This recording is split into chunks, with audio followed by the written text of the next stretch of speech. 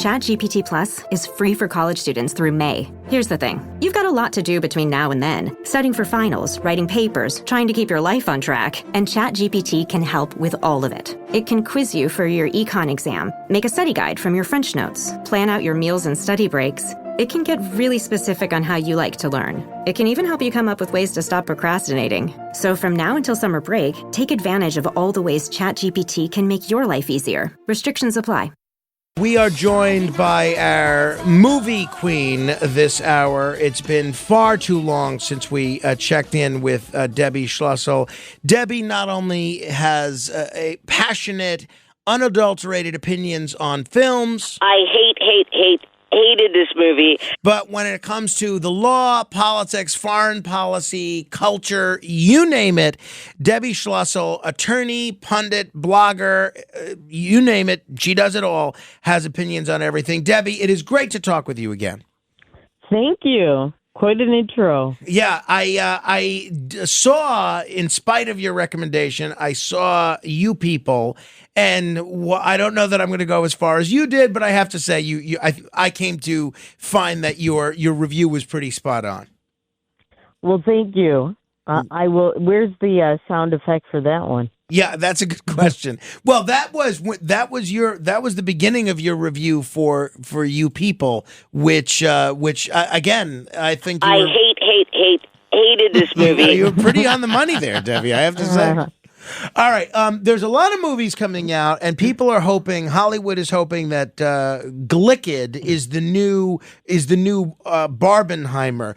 But before we get to the movies, there's a few issues in the news that I want to pick your brain on. On a very serious note, this is a political story, it's a foreign policy story, but it's also a legal story. The International Criminal Court has issued a warrant for the arrest of Benjamin Netanyahu, as well as his former defense minister, and all the countries that adhere to the International Criminal Court deal are basically bound to arrest Netanyahu if he comes to that country. This includes Italy, this includes Canada, number of other countries. Something tells me, Debbie, that you disagree with the position of the International Criminal Court on this one.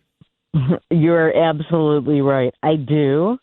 This is like the banana third world republic countries that run the UN only on steroids. And listen, Netanyahu had a duty, continues to have a duty to protect his people. And Israel had to do everything that it has done in response to October 7th. And frankly, Israel did a lot of things that were slow and were not to Israel's advantage to try to avoid killing more people and to actually minimize the number of people that were killed in the response. The Israeli soldiers didn't have to go door to door when they're looking for somebody. They didn't have to do those kinds of things. They could have just put the kibosh on everyone there, and that's it. Instead, they're dropping leaflets. They are doing those kinds of things to save people, to their detriment. So if that's something that merits Netanyahu and the former defense minister Yoav Gallant being under the threat of arrest, then all of these world leaders, so-called, and all of the people that backed doing this, they're the ones that should have warrants for their arrest. So it's just absurd. Debbie, you were not a Trump fan. You indicated that you were not going to vote for Trump or Harris, even though you had voted for Trump previously, and you're well known as a conservative pundit. Were you happy that Trump won over Harris, even though you didn't vote for him? So, I was a Trump supporter the first two times that he ran. And this time around, no, I did not vote for either person. I just didn't vote at the top of the ticket. I did not vote for president. It wasn't about was I happy that he beat Harris or not, because I did not like either of them, and I felt like we really did not get a good choice. And we'll see what happens. I mean, I think so far, with the nomination of certain people that had no background checks whatsoever, This is why we have background checks, so that you don't have a person like Matt Gaetz as your attorney general. And so that the person who picks somebody like that would first know all about this person instead of just blindly picking them. Same thing with Hegseth. I think it's absurd that you're going to have a woman, Tulsi Gabbard, who thinks that Edward Snowden, a guy that exposed American and Israeli top secret information, that he should be cleared and that he should live free, that she thinks that, and now she is going to have top secret security clearance and access to all of this. That's kind of scary to me. She is basically a liberal Democrat cross-dressing as a libertarian and somebody with common sense, and she isn't. And so that's problematic to me. So we will see. At 30 minutes after the hour, this is The Other Side of Midnight.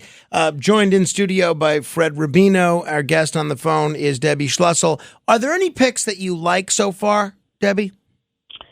Any movies that I like? No. In terms of the Trump administration. Okay.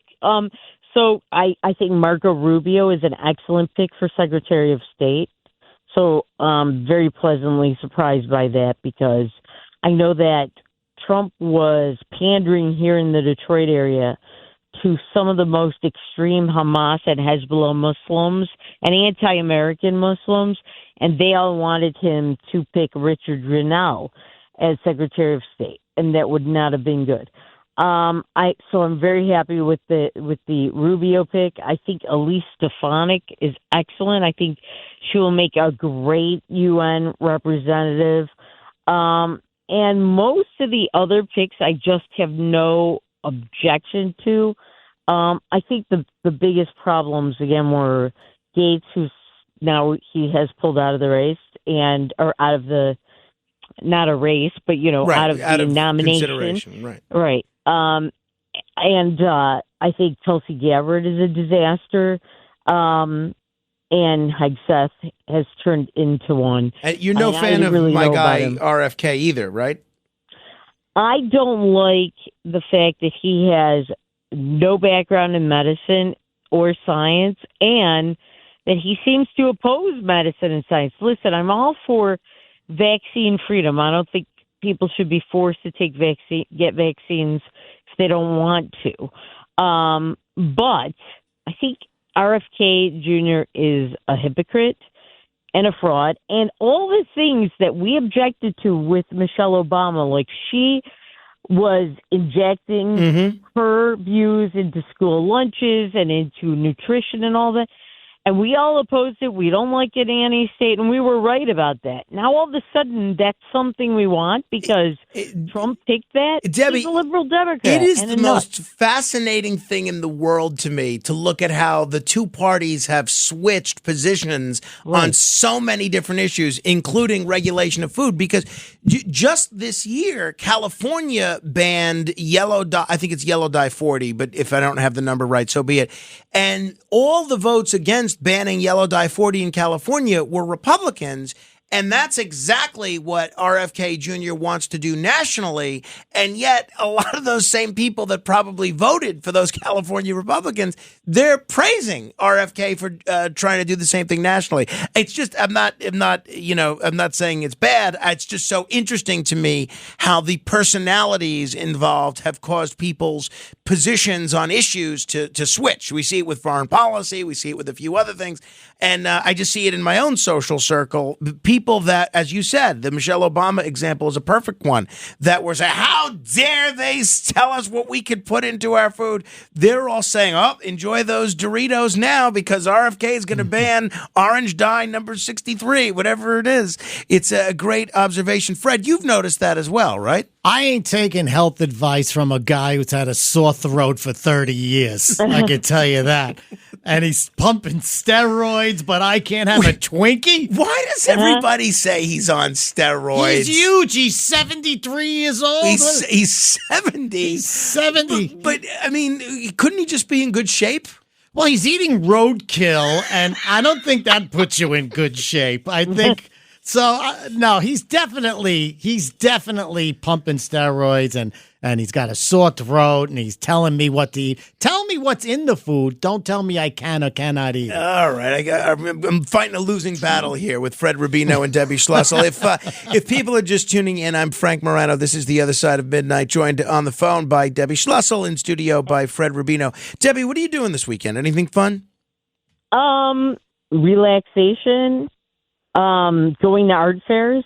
Oh. And, just any normal weekend stuff around the holidays. There's always great art fairs and gifts I can buy for people. So that's what I usually do when it's this kind of weather and so on. Let me know if you see any duct-taped bananas at any of these art fairs. I'd be curious what they're selling for. $6.2 million, right? Isn't that how much that guy It's paid? crazy. It's crazy. And you know what? The fact that he said, I'm buying that for $6.2 million and I'm going to eat it. He's just trying to rub it in our faces, this tech entrepreneur. He's just trying to rub it in our faces that he can spend that kind of money on a banana. It's just such a waste, and I think it says a lot about the culture we're in. And you know what? RFK Jr., I just want to mention, what is his expertise? He has none. He is a Nepo baby. Think about it. He's a Nepo baby. He's a spoiled rich kid who never had to grow up, never had to get a real job, doesn't have to be responsible.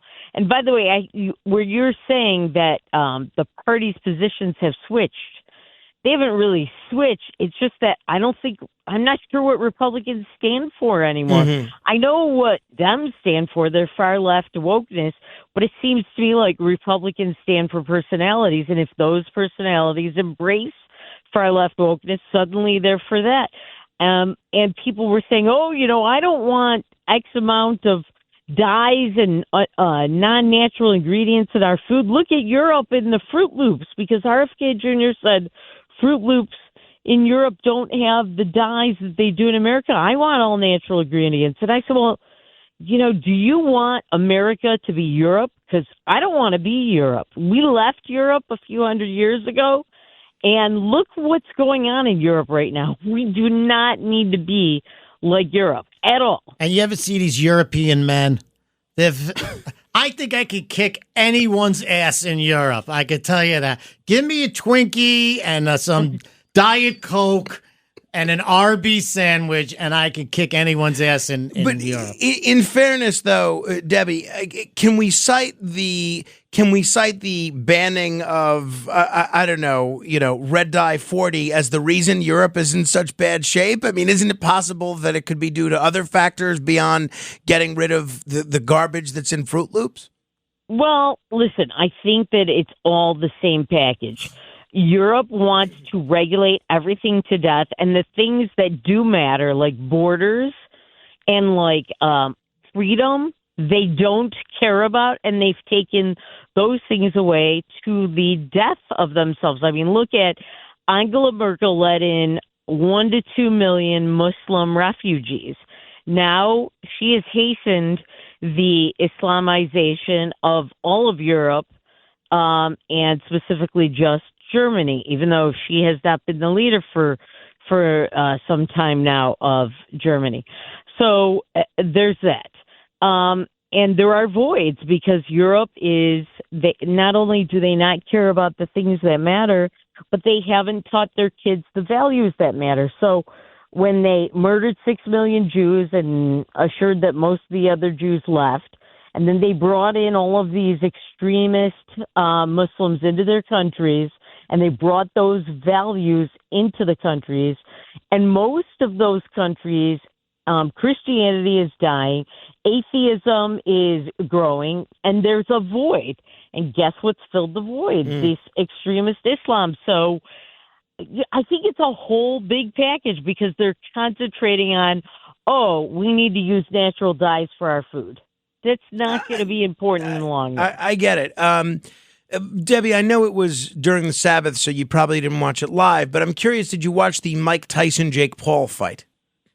I did watch it afterward, and I think a lot of that was staged. I just didn't buy a lot of it. I mean, Jake Paul is less than half this guy's age, less than half Mike Tyson's age. And listen, I was never going to count Mike Tyson out completely. He's still a strong guy, and he looks like he's in great shape. But in boxing, your age and your mental acuity means a lot. Also, I just didn't think they're really matched well because Jake Paul is 3 inches taller. He's got much longer reach. And Mike Tyson looked kind of little despite his, stacked physique. When you say it was staged, you mean, Jake Paul was holding something back, or both of them were kind of in on it from the beginning, you think? I think it was kind of staged what was going to happen, a lot of it. And the way it was choreographed in terms of the amount of time for each round, which they shortened for Mike Tyson's benefit, because the rounds are normally, I think, 3 minutes. Right. And to me, it just didn't look real. Like, I feel like they let Mike Tyson win the first 2 rounds just to give him something. And listen, when people are paid that much money, reportedly, Jake Paul got $40 million. I've also heard $20 million. When people are paid that much money and it's a first-time thing, I feel like it's a setup a little bit. The other 2 fights I did not watch, the ones that preceded it, and just because I was watching it after the fact anyway. But I heard that those other 2 fights really seemed a lot more real. Oh, no question about it. What I was saying is I thought that if it was going to be staged, that I thought they would make it more interesting because it was so boring. What about you, Fred? Do you think it was staged? Boxing has always been a crazy sport. It's not really a sport like we know. Like in baseball, you win all your games, you go to the pennant, and you go to the World Series. Boxing, it's whoever the promoter says fights. They fight. You could be 20-0, and if the promoter doesn't say, I'm going to have you fight the champion, you never fight the champion. So that's what's wrong with boxing. It should be you win 5 fights in a row, you automatically have to fight one of the top 3 people. All right. And now they're offering this guy another like $50 million to fight another influencer or something. What's going on with this sport? Let's have boxers fight each other. Yeah, no, it's. I think his next opponent is actually going to be Larry Holmes, which should Biden. be interesting. I heard Biden might have a chance. All right, Debbie, on Is Leon Speak still available? Thomas Hearns lives down the street from me. Is that true? The hitman? He lives near you? He not only lives near me, I know him. I was actually going to do some legal work for him. And when I grew up, he bought his mother a house in my neighborhood for Thanksgiving. And he eventually moved in.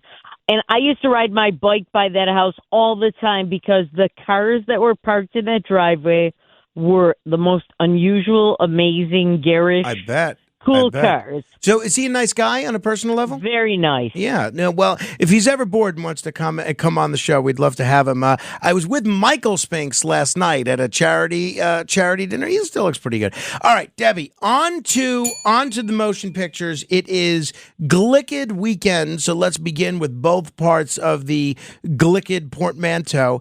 Gladiator 2. I loved the first Gladiator picture with Russell Crowe. Saw it in theaters, and I was very much enamored with it. What'd you think of the second one? So I really liked the first Gladiator also. I didn't really care for this movie, I have to be honest. If you want to see a movie just for the fighting, then this is your movie.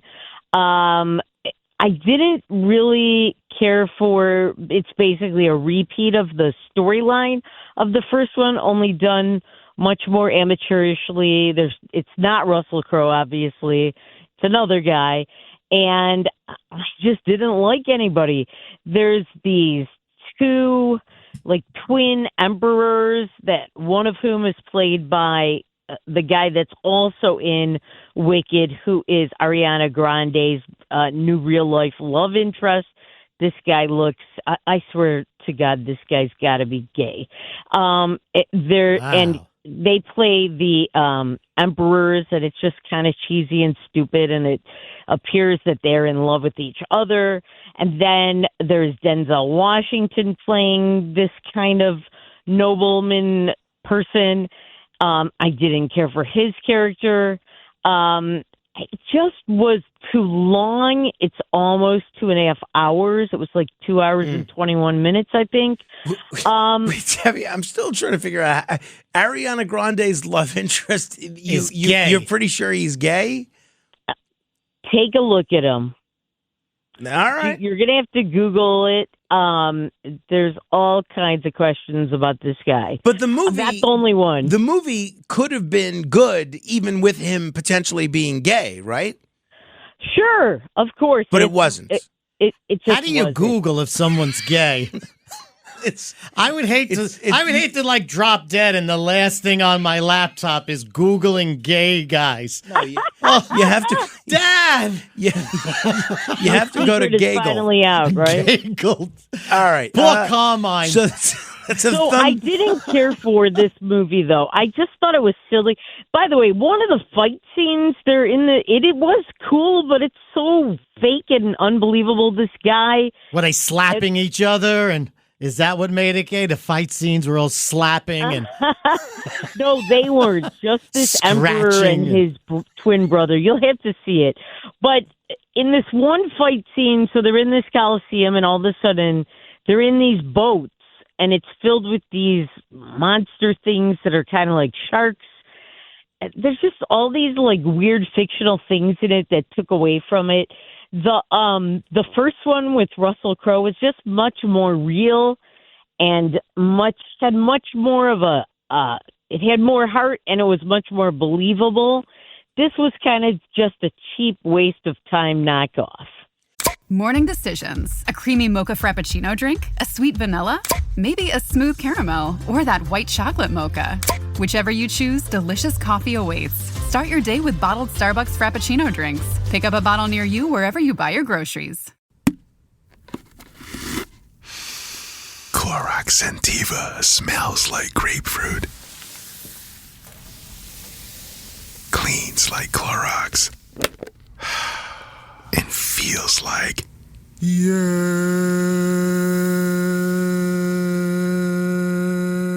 Okay, we could be here all day. Try Clorox Sentiva for a trusted clean with long-lasting freshness. Also available in lavender and coconut. Use as directed. Home means something different to everyone. But with Rocket Mortgage, home can mean even more. It can mean a college education, taming your high-interest debt, even a renovation. We've made it easier than ever to use your home equity. That home you worked so hard for, now it can work hard for you. Call 800-4ROCKET or visit rocket.com to find out more. Rocket Mortgage, LLC. Licensed in all 50 states. NMLSConsumerAccess.org. Number 3030.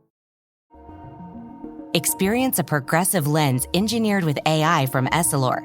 Powered by individual measurements of your visual behavior. A lens personalized to you by an Essilor expert.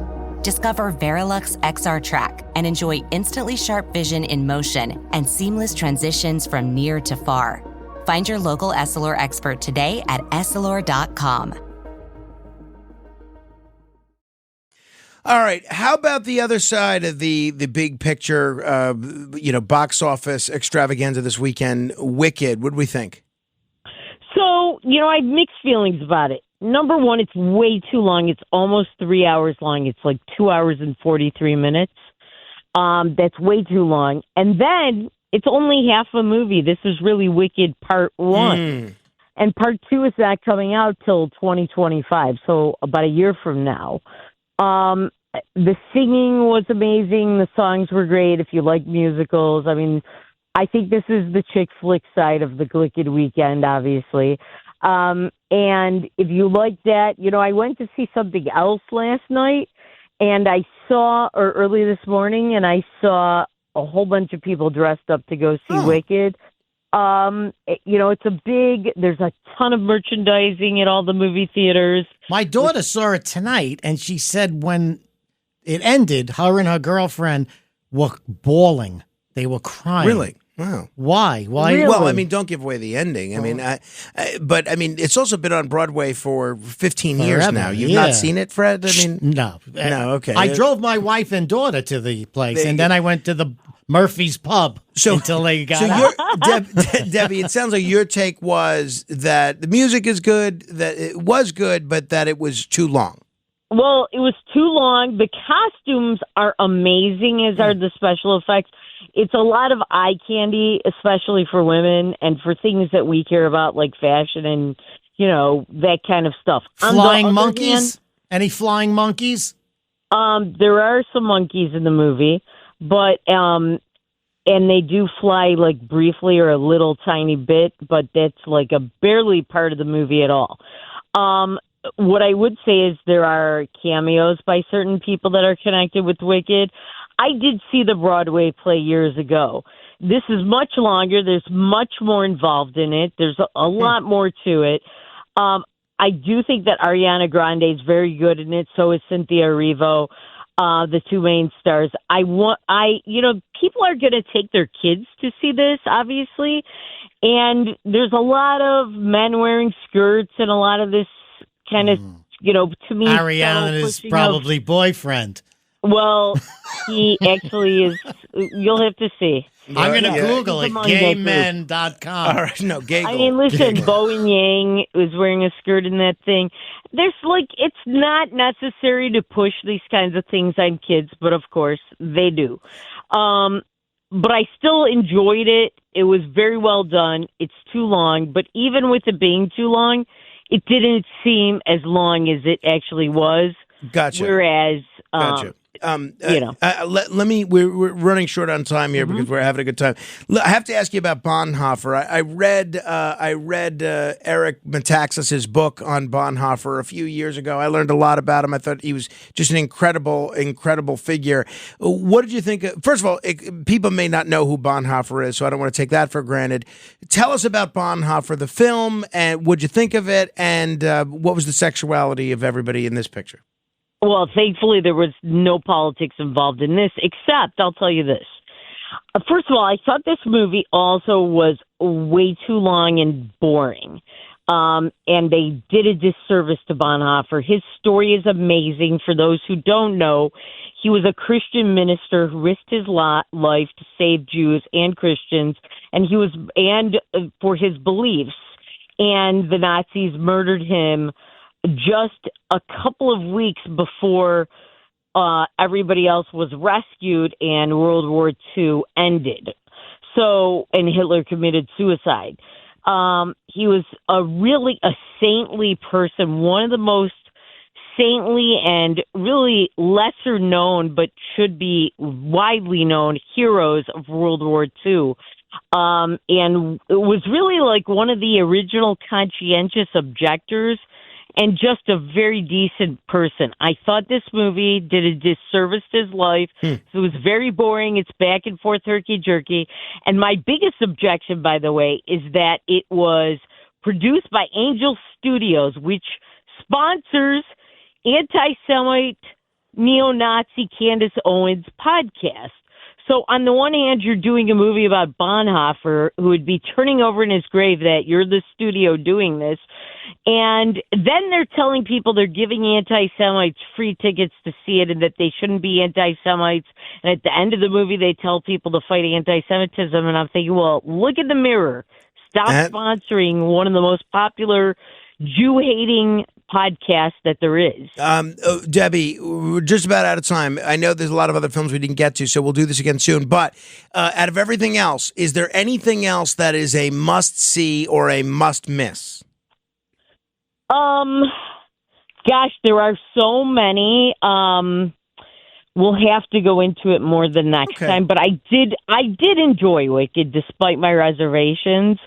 I can't think of something right now that I say, oh, my God, I love that. But I did enjoy, if you like zombies and apocalyptic movies, I liked Elevation. Cool. Not a great movie, but a good, by-the-numbers, quick thriller. I like a good post-apocalyptic zombie movie as well. Debbie, have fun at the art fairs. And if you, again, get a good price on a banana, snap it up. I would think that's a good opportunity. Thank you, Debbie. Thank you. And if we don't speak before then, happy Thanksgiving to you and all your listeners. Likewise to you. Let's make sure we do chat before then. All right. The conspiracy of the day, straight ahead.